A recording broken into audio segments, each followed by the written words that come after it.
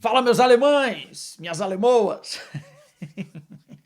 Vamos trocar ideia sobre Bundesliga, vai? Falar um pouquinho da tabela do campeonato alemão, falar um pouquinho dos jogos, obviamente com lupa no Bayern de Munique, né? Que ganhou do Heidenheim neste sábado lá na Allianz Arena, 4-2 nesta rodada importante, né? No contexto do Bayern, que vinha de um hat-trick de jogos difíceis, inclusive da eliminação nas oitavas de final da Pokal, da Copa da Alemanha, para o Bayer Leverkusen. Então, esse jogo era importante para retomar, né? Veio de Paris Saint-Germain, Borussia Dortmund, Bayer Leverkusen e olhando o Shakhtar sem margem de erro já na próxima rodada da Liga dos Campeões. Então era importante duas coisas para o Kompany nesse jogo.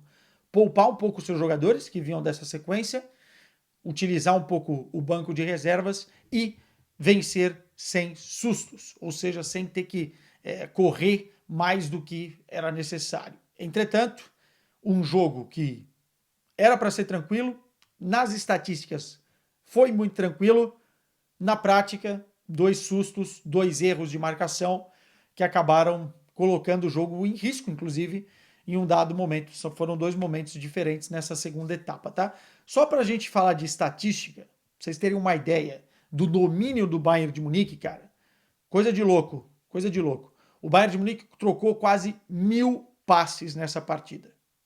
Teve 83% de posse de bola contra 17% do adversário e acho que foram 990, se eu não estou enganado, passes trocados. O Bayern de Munique teve 21 chutes no gol contra 2 do Heidenheim. E o jogo terminou 4-2. Os dois que o Heidenheim chegou, fez. Mas foi um domínio absoluto, né? Enfim, poderia não ter tomado esses dois gols, poderia ter sofrido um pouco menos nesses exatos momentos que eu vou citar aqui na cronologia da partida. Antes da cronologia, falar que o Kompany teve que girar o elenco e colocar algumas peças diferentes. Não todas, mas por circunstâncias, por alguns jogadores machucados e também para dar descanso a outras peças, ele optou por um time misto. Time misto. Né? Colocou o Peretz no gol, porque o Neuer ainda não está 100%. Colocou o Sacha Boey na lateral direita. E aí gostei, tá? Eu acho que o Sacha Boey é um jogador diferente do que o Laimer, que nem lateral direito é. É um cara mais defensivo, mais de corredor central. Ele é diferente do que o Rafael Guerreiro quando joga por ali, porque ele joga improvisado, né? O Rafael Guerreiro que é esquerdino, né? Não é destro, então na lateral direita é um pouquinho de improvisação. Ele é diferente do Stanisic, que nem joga, mas quando jogar é um jogador mais defensivo, é quase um zagueiro jogando na lateral direita. E ele é um cara que pode dar mais ofensivamente, né? Passar com mais facilidade na ultrapassagem, fazer uma casadinha bem feita ali com quem estiver no setor, ou o Sané, ou o próprio Olise, enfim, o Sacha Boey, eu gostei do jogo dele.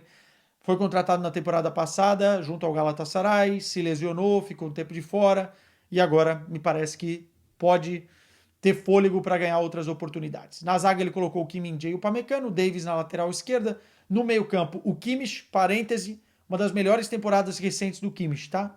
Ele tá muito bem naquilo que ele sabe fazer de melhor, que é dar ritmo ao meio-campo, enfim, passe longo, passe curto, fazer com que o time jogue, né? Ele é o óleo da engrenagem do Bayern de Munique.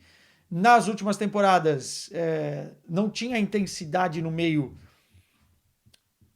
que era necessária, tanto que ele vai jogar com o Tuchel da lateral direita e de lá não sai até o final da temporada, mas ele bem no meio campo e ele correndo que nem um cachorro louco quando ele perde a bola, como ele está fazendo, é intocável, né? É um jogador prime nesse meio campo do Bayern de Munique, está fazendo uma boa temporada e fez mais um grande jogo, tá? Muito bom jogo do Kimmich.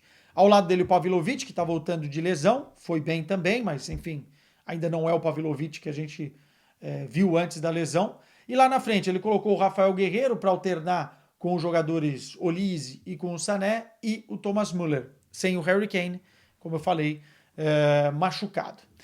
Cara, o primeiro tempo tem acontecido algumas vezes nessa Bundesliga que times mais fracos jogam muito, muito fechados contra o Bayern e o Bayern tem dificuldade de furar bloqueio, né?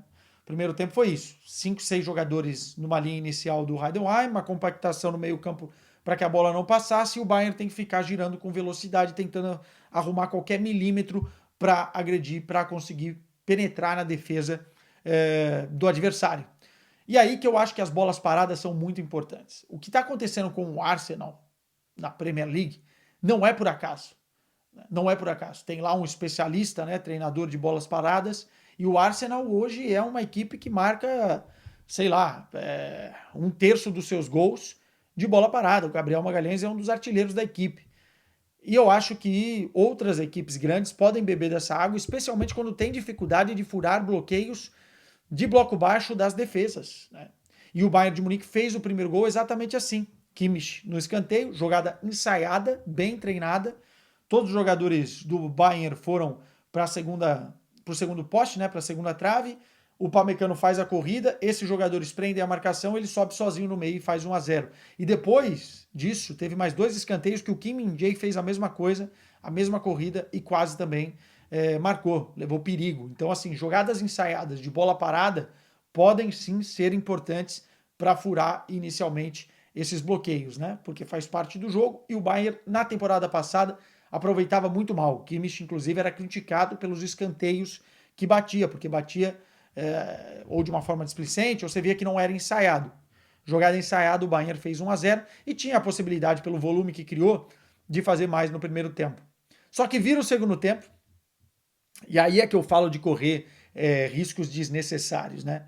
O Pamecano, o Bayern faz uma jogada e ele vai para o ataque cabecear, não era nem uma bola parada, ele vai para o ataque cabecear e na volta, né, ele tem que percorrer o campo todo, chega quando o Heidenheim já está no setor ofensivo, o Bayern de Munique recupera a posse, a bola vai para o Pamecano, ele vai tentar recuar para o Peretz, talvez sem fôlego no cérebro, não sei, e recua muito mal, bola quicando, nem se fosse para o Neuer, recuo horroroso do Pamecano, o jogador do Heidenheim se antecipa e faz 1-1 aos 50 minutos de jogo. O gol que o Pamecano fez na primeira etapa, com uma falha grotesca, o empate. E às vezes é isso que a gente fala tanto do Pamecano e do Kim Min-jae, né?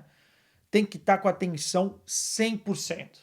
Não pode ter um minuto de desatenção, porque são jogadores reincidentes e que de uma hora para outra podem quebrar inclusive a parte psicológica. 1-1 num jogo que o Bayern de Munique era soberano, dono total da partida.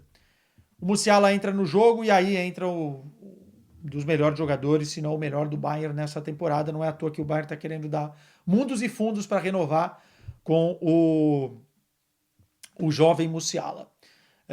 Muda a cara do Bayern, né? É um jogador que trabalha muito bem entre linhas. Hoje em dia tem muita fome de gol, muita finalização e o Bayern de Munique começa a ter muito mais opções para fazer o 2-1, para fazer o 2-1 com o Musiala, uma bela recuperação de bola no Gegenpressing, perdeu, tentou recuperar até o limite, o Olise dá um belo passe, o Musiala vai conduzindo e chuta muito bem no canto do goleiro, uma bola muito seca, né, difícil de pegar e faz o 2-1. Depois o 3-1 vem numa jogada conjunta com o Sané tabelando com o Goretzka e um chute de fora da área, eu acho que tem o desvio, né, e faz o 3-1. E depois, em mais um erro de abordagem defensiva, dessa vez do Davis, o Heidenheim, que chegou 2 vezes, teve 2 chutes no jogo, fez o 3-2 e poderia dali, faltando poucos minutos para acabar, de repente uma bola sobrada fazer o 3-3 e eram 2 pontos para o lixo. Então por isso que eu falo, apesar do domínio, o Bayern de Munique às vezes toma os sustos desnecessários, né? E logo na sequência, num contra-ataque, o Musiala fechou o caixão 4-2. O Musiala já tem a quantidade de gols que ele teve na temporada passada inteira nessa temporada. Ele é o cara que mais faz gols de cabeça na temporada, mais que o Gabriel Magalhães. Tá numa fase artilheira o Musiala. E quando voltar o Harry Kane, se o time do Bayern continuar nessa pegada dentro da Bundesliga, vai ficar muito difícil, tô com a tabela aqui, tirar esse título do Bayern de Munique.